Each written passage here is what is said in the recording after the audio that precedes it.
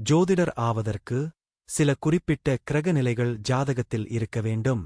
குறிப்பாக குரு, புதன், கேது ஆகிய கிரகங்கள் வலுவாக இருக்க வேண்டும்.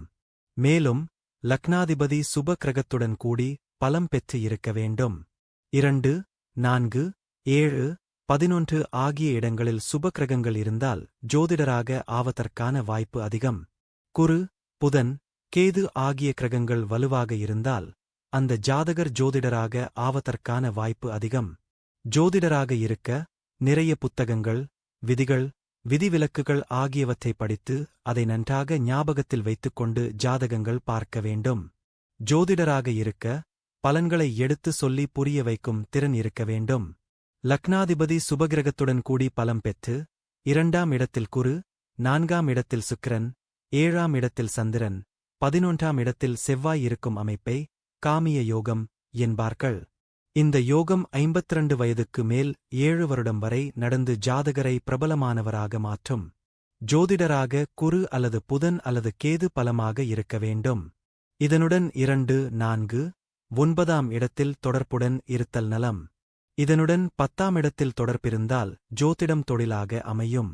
இதில் 2, 4, 10 அதிபதிகள் மறைவு ஸ்தானத்தில் இருக்கக்கூடாது. இருந்தால் அதன் மூலம் வருவாய் கிடைப்பது அரிது.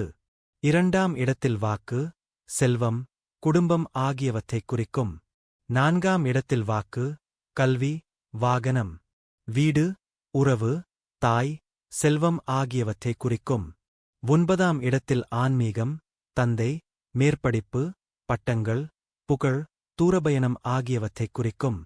மேற்சொன்ன ராசிகளுடன் 11ஆம் இடத்தில் தொடர்பு பெற்றால் லாபம் கிடைக்கும். இதில் 4, 9ஆம் இடத்தில் தொடர்பு பெற்றோர் ஆசியைக் குறிக்கும். நிறைய பேர் இணையத்தின் வழியில் ஜோதிடத்தை அறிந்திருப்பர். அது ஒரு அடிப்படையானதுதான். பலன் சொல்ல இறையருள் வேண்டும்.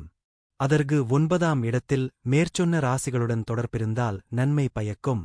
இதில் கேது பலமாயினும் வாக்குபலிதம் உண்டு. இந்த அமைப்பு இருப்பின் ஜாதகத்தில் புகழ் பெறலாம். இதுபோன்ற இன்னும் 3 அமைப்புகள் ஜோதிடராக ஏற்றதாகும்.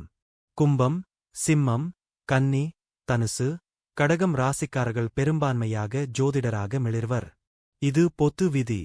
இன்னும் சில விதிமுறைகள் உள்ளது. இங்கு சொல்லப்பட்டது தெளிவான ஒரு அமைப்பு.